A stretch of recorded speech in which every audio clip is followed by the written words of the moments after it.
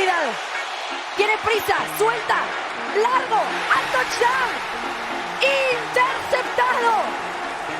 Cae la tercera intercepción de la noche y en este caso es a manos de Amik Robertson.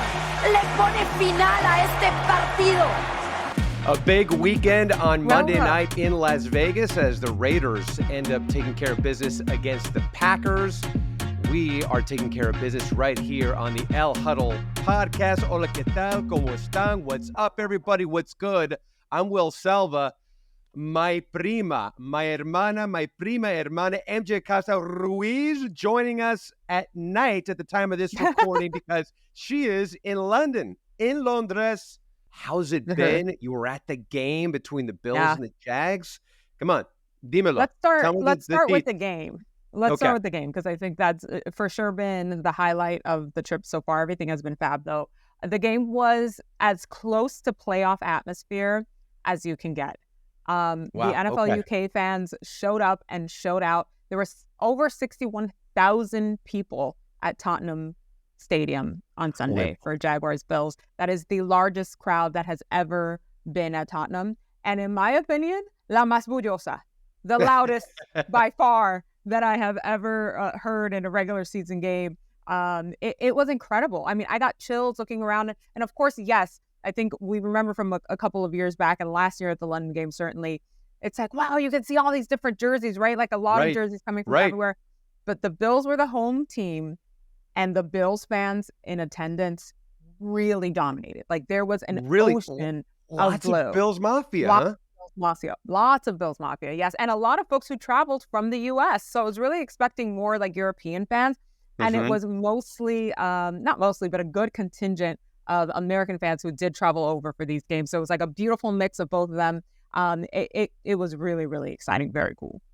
What did you think of the theory that the Bills came to London on a Friday, played on a Sunday, and they seemed to be not as acclimated as they could have, with the thinking being, hey, we'll be there a short amount of time and then leave. You've been there. You've experienced the jet lag and the change. How real is that? Because the Bills' offense looked like it was sleepwalking when the game started and almost for most of the game. No question.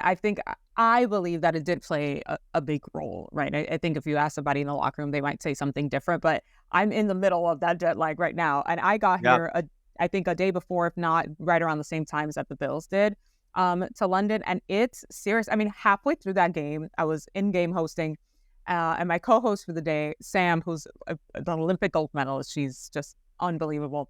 I looked at her at one point, and she looked me straight in the eyes. She's like, "You all right?"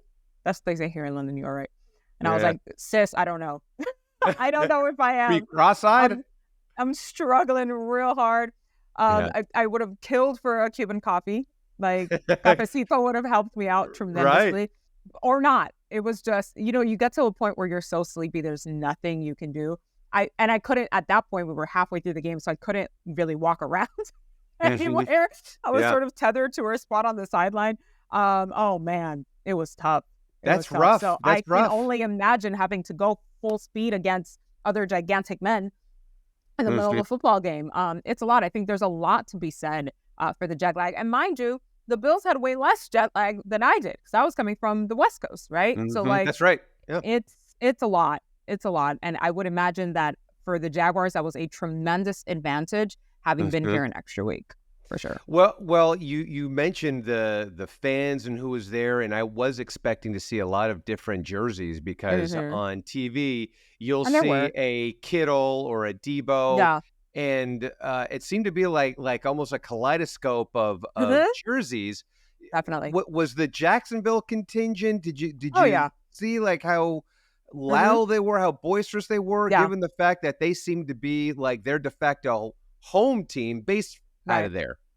No question. I mean, that was like the funny part, right? When the Jags did something great, it was crazy loud. When the Bills did something great, it was crazy loud. If we were just singing a song or doing a call out on this jumbo screen, it was crazy loud. So there was a huge amount of Jaguars fans. And of course, many of them had been there since the week before. Many more joined on, but a lot of Bills fans as well. But there was a mix of everything. I mean, I saw every jersey you can think of. You already know my Dolphins have a huge contingent here in London. There were a lot of Patriots fans, we saw a ton of Niners fans. The Niners actually had a watch party here in London. Joe Staley came. You remember Joe? Oh, duh, of course. Yeah. So he flew over and was hosting a bunch of 49ers fans as well. So there was a mix of everything, but it was nice to see that at the game, the two teams that were actually on the field were boisterously represented by the fans that were here in the UK. Mm-hmm. Mm-hmm. Now, are you going to be like my parents? I don't know if your parents were like this, but every time they go to a hotel, they would take all like the little soaps and all like the little, conditioners and shampoo. No. Are you like that or no? No, first of all, I can't even use the shampoo and conditioners in the hotels because I'm a hair snob. So if they don't have safe ingredients, if they're not salty and silicone free, so I flip the bottle over. I'm like, nope, can't use it. 99% of the time, they're useless to me. But no, they actually have full size. We spare no expense. Full size toiletries. Yeah, all right. Now, one of the things that I saw following you on Instagram, and it's always such a treat because I feel like I'm living vicariously through you. Maybe the coolest thing was hearing everybody sing Sweet Caroline. Oh, my gosh. Yes. How electric was the atmosphere when that was happening? I mean, do we have it? Can we hear it for a second just so everybody understands?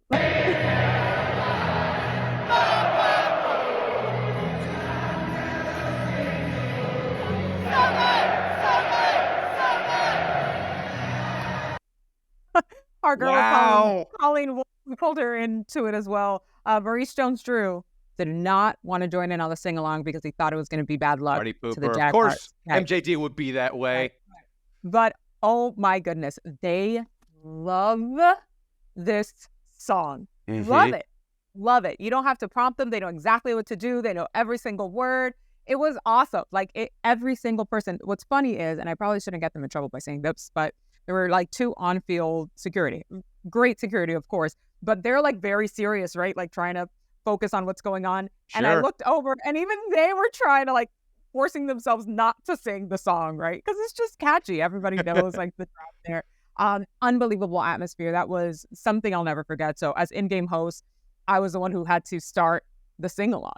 And I was like, please kill my mic the second I cue the song. Like, we don't want people to run out of the stadium. What was your heart beating a little bit faster? I mean, I know you're a natural talking in front of people, so it's not that big of a deal, but did it feel a little bit like, okay. Yeah, it's different. I'm like, these folks don't know me here, right? They're like, who's this American girl? Like, but the fans here were unbelievable, so welcoming. They were so kind and nice. And I think the fear sometimes, especially when you're on a Jumbotron, is if you have a prompt or you're like asking a question, I'm like, what if nobody answers me? Right. What if it's just quiet? But it wasn't like that at all. Everybody was really, really engaged. It was awesome. How does it compare to the game in Mexico City? Oh, very different. Very different, but equally as powerful, right? Two very different vibes, of course. It was just complete different countries. But I would say like Estadio Azteca literally vibrates, right? The energy of the fans. And so did Tottenham, for sure. Yeah, and now we have the Ravens and the Titans who are going to be playing on NFL Network, and that game is going to be, again, there in London.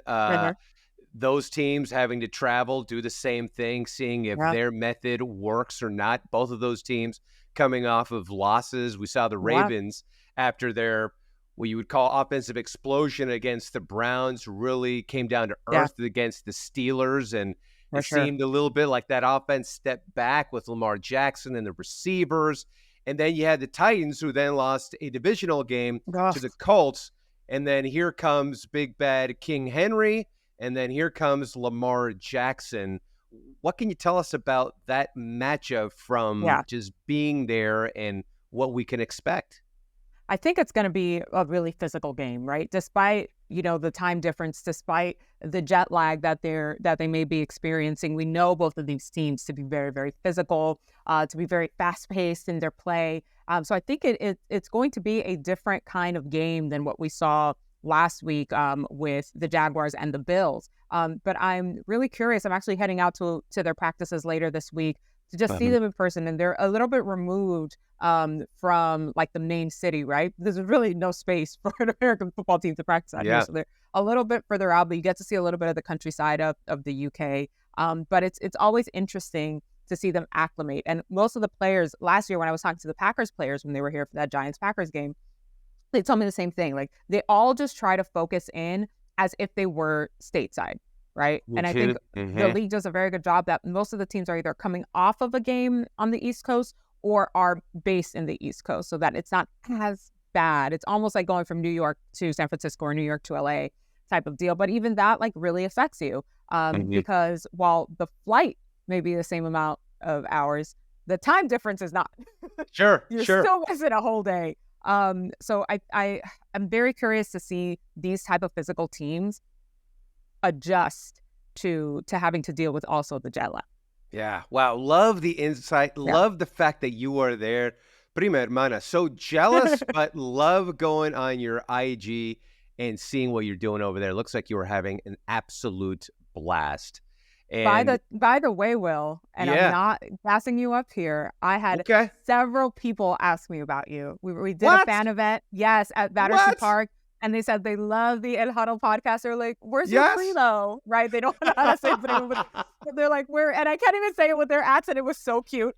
They're like, "Where's Will? Tom, we love him." I was like, "Man, look at us reaching like all the way across the pond." So I just wanted you to know that. Oh, that's awesome. That honestly makes my day because we wonder sometimes who's listening, when do they listen, how do they listen? As long as they're listening, that's the important thing. And 100%. we want to take this thing global too. And it sounds like we're doing it, prima hermana. So let's up. I love it. A little bit later on, you and I will be talking about Perro Machos, maybe Platano Power, y Punto. Coming up, we got a great guest, Bears kicker, Cairo Santos. Gonna be talking to him about what it's like being in that pressure cooker of situation, and also first Brazilian-born player to play in the NFL. That's coming up on the El Huddle podcast.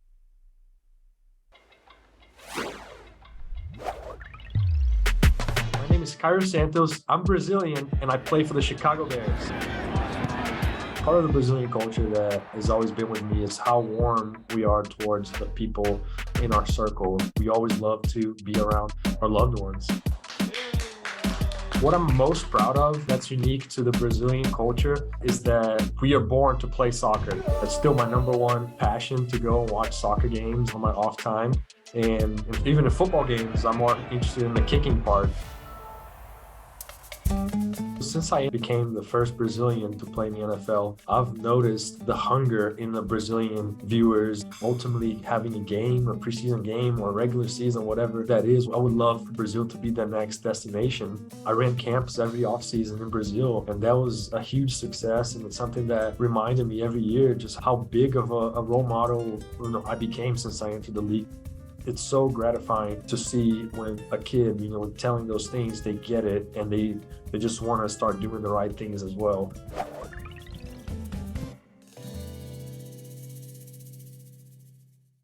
Yes, we are joined by Bears kicker Cairo Santos. Welcome to the El Huddle Familia, Cairo. Muy obrigado. De nada.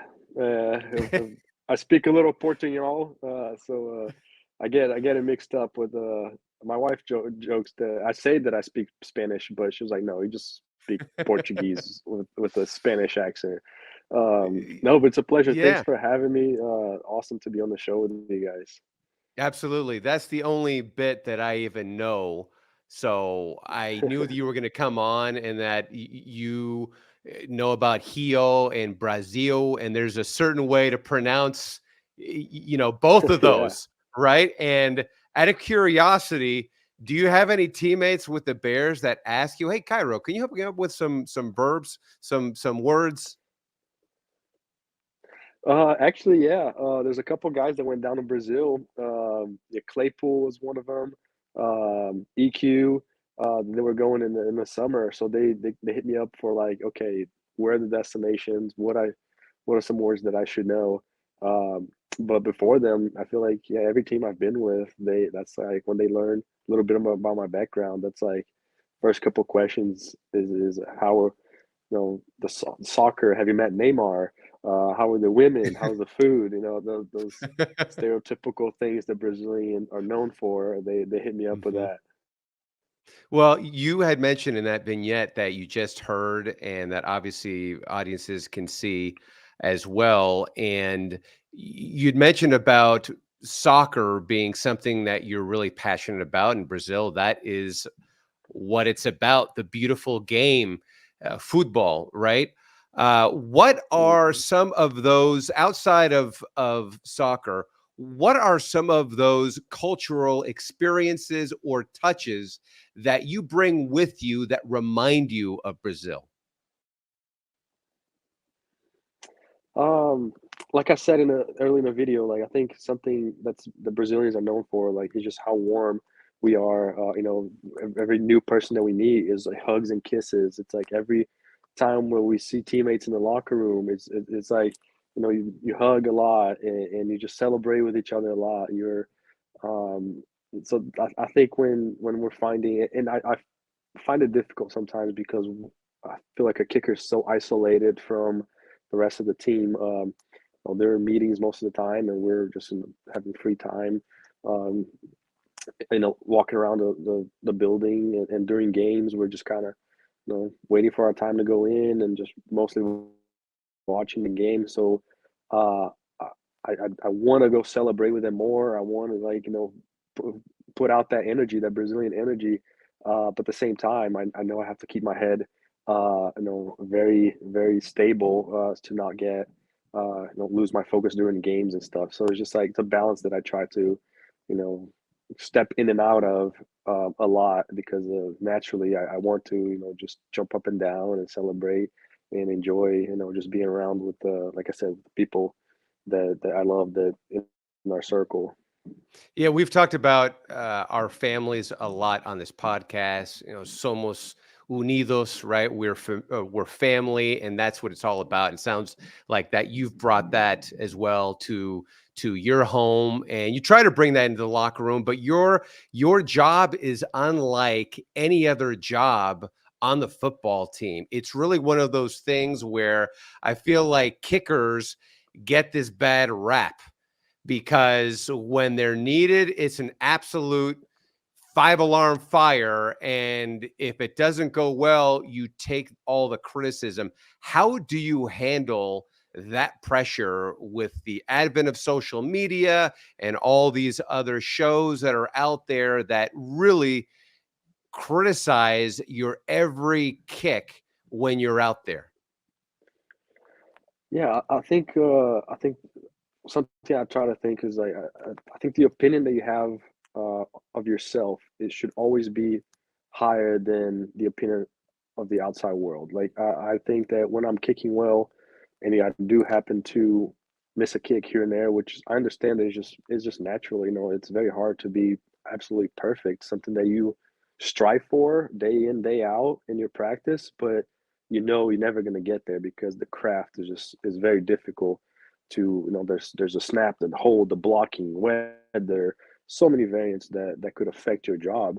But I always think that as long as I feel like I'm putting in the work and I'm kicking well at practice for several practices in a row, like that's the opinion I'm gonna have of myself. So whatever I have or happen to have, in a game, or whatever happens, I just know that that's not that's not gonna define the kicker I am, because the kicker I am is the kicker that is kicking well and stuff. So I don't let those moments. But obviously, out in the outside world, is you're only as good as your last kick. So if you made your last kick, or last game was great, you're the best kicker ever. If you miss a kick in a game, that you're only one kick away to, like, okay, this guy's done.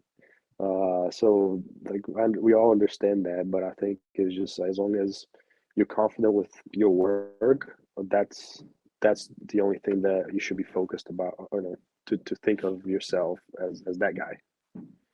You have obviously the physical ability and gift to be a kicker that has had this thriving 9-year career in the league.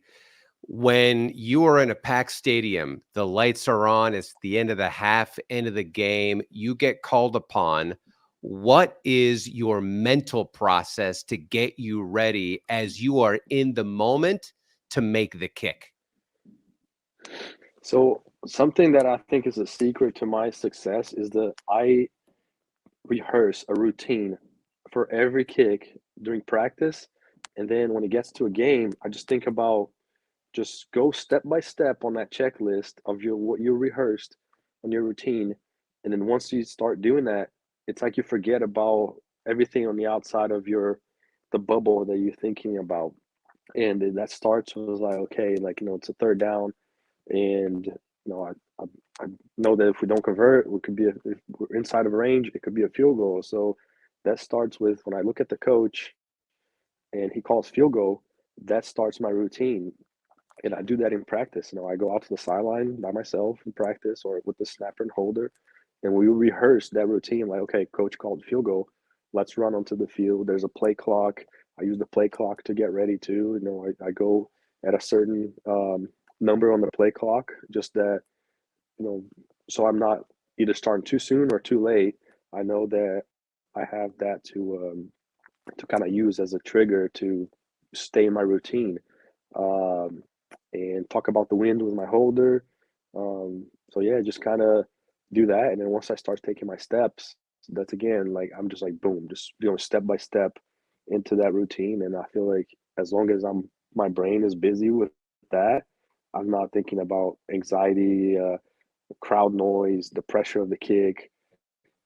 It's just like do this that you do at practice every day, and it feels like practice when I'm out there. You've talked about the isolation of the job. There is a lot of training and doing things on your own. What are the interactions like when you are in a game situation with your teammates on the field? Really, there's none until you, and that's the way I think it should be. That's the way I've always liked it. It just kind of they leave you out by your kicking net, just getting ready, just doing your thing. Um, and the interactions are typically after I make a kick, just kind of people come high five you, and or if I happen to miss a kick, just few words of encouragement, or you know like we'll keep playing to get a chance for you to make the game winning kick, like those kind of things. The locker room, everywhere I've been has been they're supportive, they respect too. That I think as long as you come in and you put in your work every day, just like they're putting the work, less physical, but it's still you coming in and being a pro. I think you earn the respect that way of your teammates too. Okay, like don't need to mess with him, just leave him. We know what kind of guy he is. So I think that's how I like it. Has there ever been a player that you've come across that you thought, whoa, he doesn't like me? But then you do something great, like make a game-winning field goal, or you make 3 field goals, and they say, "Hey, Cairo, what's up? I'm glad you're here with us." No, I haven't. I mean, there's been a couple teams that you fill in mid-season, then they don't really know, like they don't even know your name. They just know that you're a new guy, and after you start hot and making kicks, I'm like, oh really? Oh, let me see who that is, and talk to him, get to know him a little more.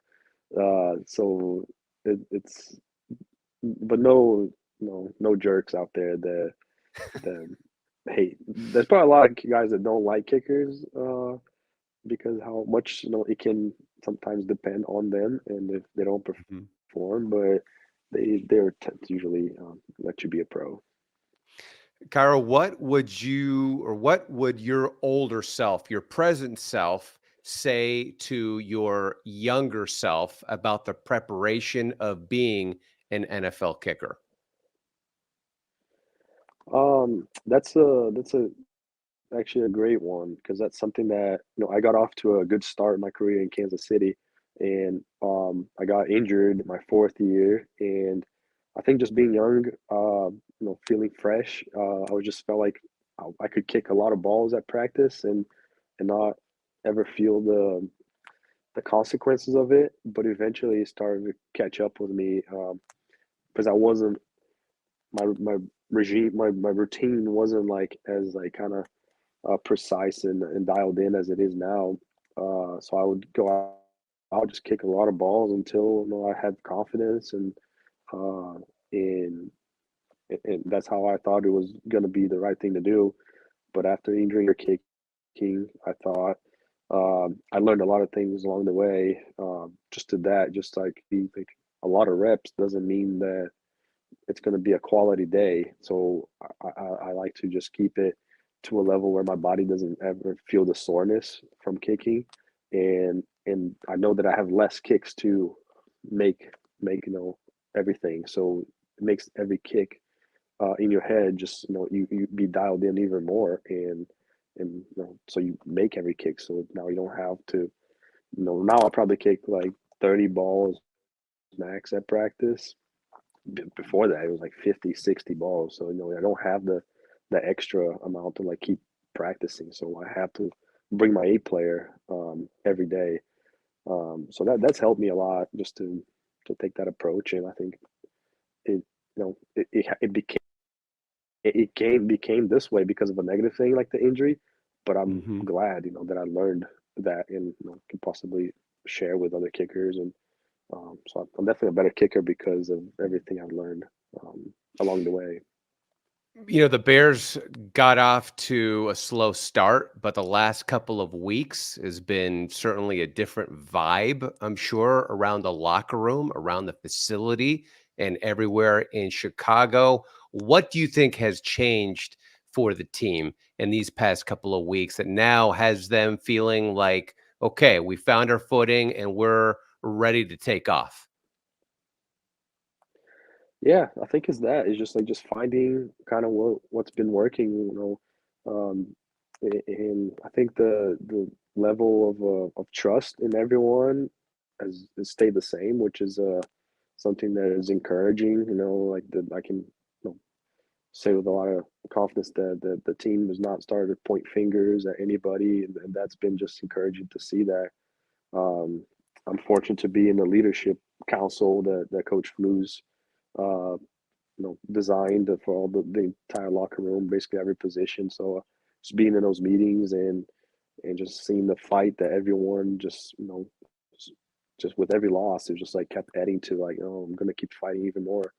And just to get that finally that one win after so many games, is just a weight that's lifted off our shoulders, and to see that like just to kind of keep swinging, keep chipping at it. The last couple games has created into our offense and playing much better football and being able to find the guys that we want to find. Um, so we just want to keep building on that. How's it been seeing the development of your quarterback, Justin Fields? He's special. He's very special. I think that he's such a competitor that he kind of makes it really. He takes it. I think puts a lot more pressure on himself than he needs to. I think he can just be a natural, free leader like he is.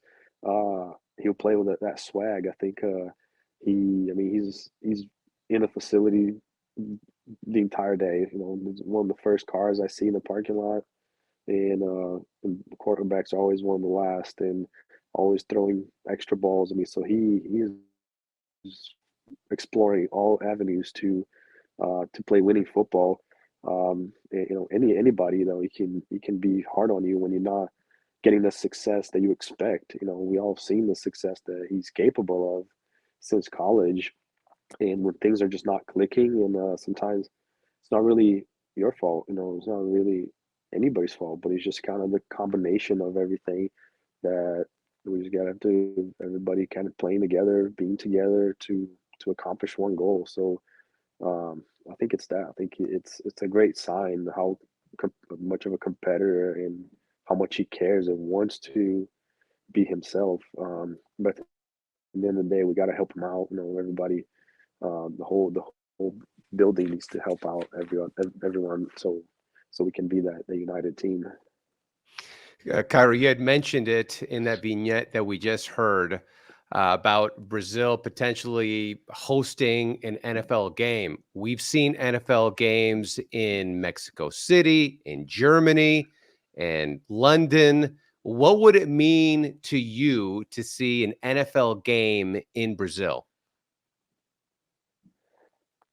It would be just I would be so happy for the fans out there, for the people that since my college days would follow me and kind of just like a group of viewers start to kind of get behind me all the way from college to entering the NFL and all that. And I've seen the growth that the audience has taken in the past 12 years or so, or more actually.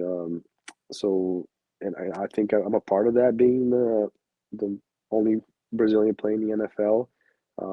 The success that my camps had, it was very inspiring to feel that. And I feel like I go to a lot of stadiums away, and I see a Brazilian flag. I see people speaking Portuguese, calling my name, and I go over and talk to them, sign their jerseys, and they're like, man, no, So cool. I really, yeah, I really hope that you make all the kicks, but I hope that we win.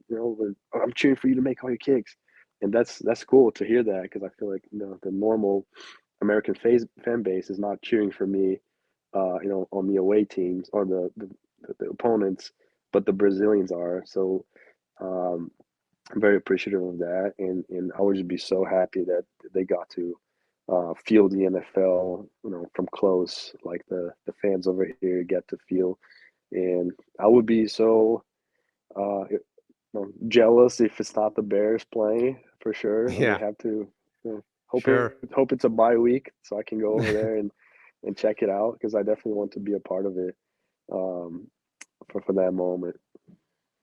Initially, when you started kicking, was there skepticism among your family, friends back in Brazil about being a kicker in the NFL rather than pursuing, say, a career in soccer? Yeah, initially my mom didn't want me to do it, because I had to show her like videos of um what American football is. So, because I didn't even know. Like, I knew it was part of the American culture when I came to high school here in the States, but I didn't know there was even a kicker. I didn't know I thought it was just like a rugby type of sport that you just hit each other until you get to the end of the field. Um, and once I learned and explained to them, they actually flew over to Florida, when I went to high school, to watch a game with, first, and just like, okay, like, you'll be gonna be that guy that gets on the field, kicks, and doesn't get hit, then that's you can play that, because they knew that the whole kind of priority of coming to the States in the first place was to find a way that I could stay here and play soccer. So they knew that, you know I didn't want me to kind of risk that dream, because of this football curiosity. But that curiosity became a passion and became also a dream and an objective, and so they supported it, once they got past that, how dangerous the sport can be. But It also helped that Madden explained the rules for you, Cairo, right? it did. So that first day that my buddies in high school convinced me to, like, man, like, and I went to a really small high school. We had 20 kids, max 23 athletes on the football team. So there was a need for a guy that could kick a ball. So they saw me playing soccer first, and like, man, you got a strong shot. Like, you got to be our kicker. So I went out to the practice field after school that one day, and they held for me, told me, like, okay, we watch kickers take 3 steps back, 2 to the side, and just, kick the ball through those pipes. And I started kicking and, like, hitting this weight room that's like 40 something yards behind the goalpost, and they're like, oh my gosh, like, that was far, like, keep backing up. So they backed me up all the way to 50, and I made a 50-yard field goal as the first time kicking the ball as a sophomore in high school. and the coach came out of the weight room, and I was like, "Who's kicking that?" And he said, "The new Brazilian, the soccer player." He's like, "You're playing Friday." Uh, so I went back home where my host brother Tyler picked me up from practice. I went back home and I said, "Hey, stop at GameStop and I want to buy a Madden game. I need to know the rules for if I'm gonna play it." So that's how it happened. And the Colts were the highest ranked team, and of course I'm going to play with the best team. And Vinatieri was the kicker of the Colts. Sure, So and he's the so best. I Yeah. yeah, so I kind of became a Colts fan, but not really because I played with them. So I would put on a game on Sunday with my host family and see like, oh, Peyton Manning, that's my quarterback, Joseph Adai, like all those guys, Harrison, all those guys, Dallas Clark. So Reggie it was cool Wayne, to all those guys. Reggie Wayne, yeah. Yeah. So it was super cool to kind of follow them, at that time where I was like, just kind of getting involved with football.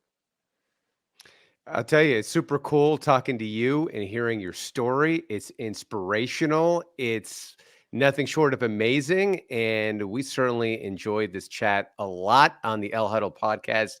Cairo Santos, this was definitely a enlightening conversation to really kind of get into the ins and outs of being a kicker and what it means to be a Brazilian-born kicker in the NFL. I hope someday the dream comes true for you, that you get a chance to kick there in front of the home crowd in Brazil. And Cairo, thank you again for carving out this time. Good luck to you and the Bears the rest of the way. And come on back to the podcast. We love having you on. It would be a lot of pleasure. Had a lot of fun. Thank you guys for letting me share my story and share the mind of a kicker. Like I said, I had a great time, so would love to be back. Thank you very much. All right. Thank you, Cairo. Tercera y 2, zona de gol, el movimiento Juszczyk. Aquí viene Purdy, con buena protección, completo. El tercero para George Kittle. Touchdown 49ers. I love a George Kittle flex moment, counting off how many touchdowns. I mean, what a game, which, as I told you, Will, I had to watch the following day because it was at 1:30 in the morning here in London. Because of the morning. Yeah, because the time change, and then you mentioned Joe Staley being there for the watch party, which I assume was for that game, which a lot of people on TV watched here in the States. And what a statement the 49ers made with that win over the Cowboys. And Brock Purdy, yet again, precise, killing it, surgical, and we could be talking about a potential MVP candidate, if not a legit MVP candidate. 100%. I feel like, I don't know. Are people not talking about, I feel like I haven't heard enough Brock Purdy praise. They're reluctant to. about it. They're reluctant to, right? Because they think he's got everything around him. Everything We're 5 weeks in. Yeah. I think he's proven himself. He is more than proven himself. So 100%. Him being an MVP candidate, I think, is a real thing, just like with CMC. At least in the conversation, if this continues at this pace with what he's done, now we have a much bigger sample size, and we know that what he did last year, coming in clutch when everybody else was hurt, was not a fluke. Yeah, no, it was not a fluke at all. It was good. Yeah, I think Brock Purdy is obviously the driver of this engine with so many weapons. But now the 49ers still undefeated, as are the Eagles, who came up with that win at SoFi Stadium against the Rams. They got Dallas Goedert more involved. So welcome back, Dallas Goedert. So that just adds another dimension to this really deep team. And people go back and forth because the Eagles have been winning, but it hasn't been pretty, or let's just say as overwhelming as the 49ers wins have been. So what do you think when you see these two teams? Man, I've looking at their next matchups, right? And like the question bears asking, are they both still going to be undefeated next week? I don't know. I feel like Eagles going up against the Jets, that could be a sneaky upset game. Right? Okay. Because of exactly what you just said. I think we've been wanting to see the Eagles come out there and just blow folks out of the water from the jump, right? Like, I feel what I've seen over the last few weeks is that it takes them a bit to get going, to get warmed up. Like, you watch the first half of these games and you're like, oh, all right, guys, anytime now. And trust me, I'm watching closely because Jalen Hurts is my quarterback in both of my fantasy leagues. So I have an investment into this. Yes. And they get the dubs. And of course, like, it doesn't matter. We'll take an ugly win over a good loss if that even exists, right? Right. But it does matter. It does when you think of the bigger picture, the longevity of the season. I feel like the 49ers next week going up against the Browns, again, should win that. Now, not to discount the Browns defense, because we know that they are legit. They're something for sure. But I just think, in my opinion, I think the 49ers are the best team in the league. Yeah, and I think a lot of power rankings around the league, different publications, etc., feel the same thing, with the Eagles right there with them. And the 49ers have the Browns coming up, and it's still up in the air whether Deshaun Watson is going to be the quarterback for them. So that could mean another week of DTR, the rookie, going up against a really fierce offense. But there's always that fear of a letdown. I don't think either of these teams are going to go undefeated, but I do think that they have to keep up with each other, especially if they are looking ahead to home field advantage. And these are just stacked rosters. And we wonder, with the Eagles having new offensive coordinators, new guys there on the D line, and it just seems like they're not missing a beat. Maybe they skip it every once in a while, but they're there in the conversation. Meanwhile, you see what happened with the Cowboys, and boy, you know, I love Micah Parsons. We think he's an incredible athlete, player. Love when he speaks out and protects and stands up for his fellow football players. But him coming out saying that he and the Cowboys are at the same level as the Niners, no. They're not. This definitely showed it. They are not in that upper echelon of teams like the 49ers and the Eagles. All right, prima hermana, it's that time again for my Perro Machos. All right, yes, you need the effects.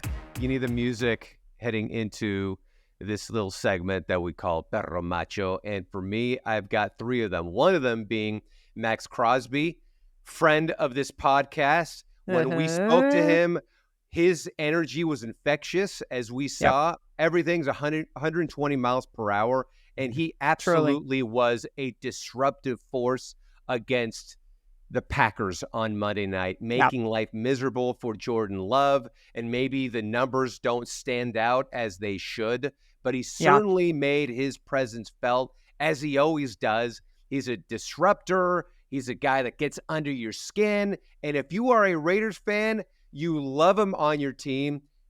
If you are an opposing team, you hate him with every fiber in your being, right? Because he brings so much energy and he gets under your skin. So Max Crosby, he's one of my Perro Machos. Another Perro Macho has to be Aiden Hutchinson of the Lions.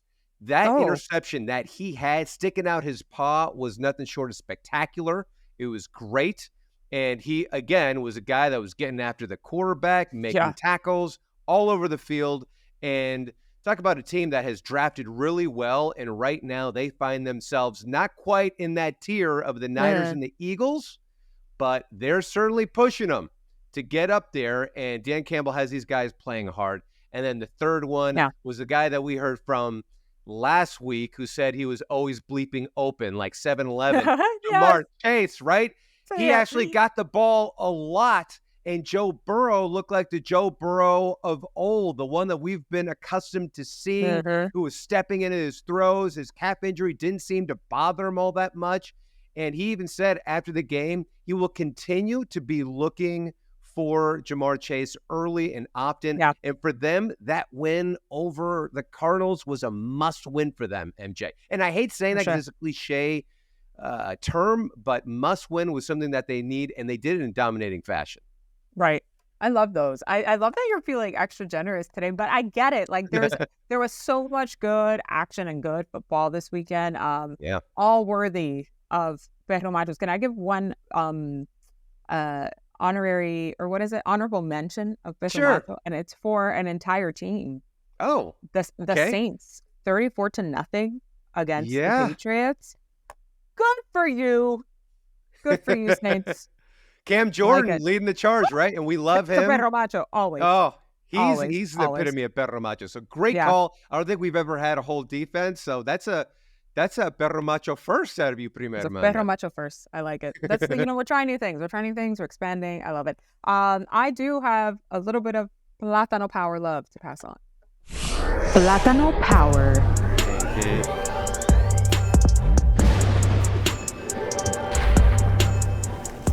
I just picture you like cruising down the street with like the windows rolled drop down top. to that music. You know, you have like one pinky on the bottom of the steering wheel driving by. You're making me sound much cooler than I am. I'm definitely like a 10 and 2. Safety first. Safety first. Yeah, It has to be. I mean, we have to talk about the Niners in this. I mean, Fred Warner did everything but sling the ball yesterday. It's unbelievable. He went off. And we're not just saying it because he's a beloved friend of the show. I think he is objectively a badass. Like, just crazy. And then the 1-2 punch, him and Brock. He deserves all the flowers. The entire team is clicking. There's just no other choice. I did promise the Warners that I would make them some plátanos, and I feel like they beat me to it. They beat me through it. Because are you kidding me? Come on. Federico. Yeah, Federico. We love the friends of the podcast. We always root for them no matter what our fan allegiance is. And in that game against the Cowboys, he punched the ball out. Then he gets an interception. Then he sacks Dak Prescott. The thing that was even more impressive than all of that, maybe, and again, it doesn't stand out on a stat sheet, but he was running almost stride for stride with one of the fastest guys in the league with Brandon Cooks. Yes. Now, the 100%. ball was overthrown and out of bounds. Yes. He was booking it, and that's what makes him one of the best linebackers, if not the best linebacker in the league. And then you add in Dre Greenlaw. Those two guys remind a lot of people of Patrick Willis and Navarro Bowman and the way that they play. So love that comp. Yes, that's what I see out of those two guys. So I love your Platano power there. Shout out to Federico. Go. He probably thought in the middle of that, he probably was thinking like, okay, this guy's a loco. This guy's a payaso. Or, wow, his breath control is really impressive because he can really hold that note for quite a while. I love that. All right, we are at that point of the podcast, prima hermana. Y punto. What do you have as your y punto? My y punto is that through 5 weeks of the season, if you're not entertained, I can't help you. Yeah. This has been some of the wildest football we've seen, some of the most impressive football that we've seen. And we've gotten things we didn't ask for. I know Jets, not you. And we got some things that have really solidified teams, such as the 49ers and the Eagles. So I'm excited to see what's ahead. I know a lot of folks are like, oh, it's still early in the season. Yes. There's still a lot of football, but we have played enough football, I think, thus far to really understand who many of these teams are and what their identity is and what they are going to do for the rest of the year, not barring injuries. Love it. My y punto is speedy recoveries to all the stars of the league who suffered major injuries. We know Milano's out for the season, which is just awful because, again, he was a driver in that offense. You know, Tre'Davious White. We've seen a lot of these big names go down to injury. You just hope that they eventually come back on the field and are better than they were before.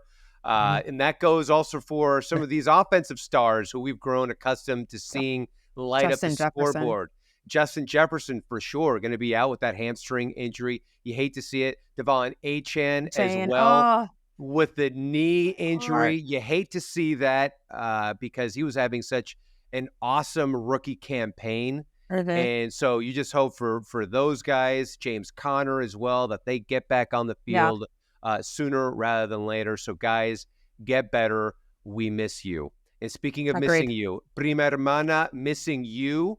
Miss you guys. You are the best, and you seem to be in your element over there, enjoying London and everything about it. Please keep enjoying it. Have fish and chips for me, whatever it is.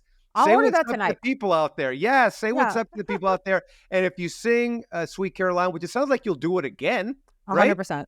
Right, you're going to be doing it again. So think of me as you're trying to hit that high octave. I'll try. Maybe we'll send me your recording and I'll just play your voice. I don't know about that. Controversy.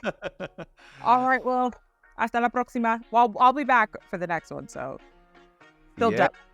Yeah, hasta la próxima, okay? You're the best. And wherever you hear us, download us, like, subscribe. We want to hear from you. This is the El Huddle Podcast. Adios, everybody. Yes.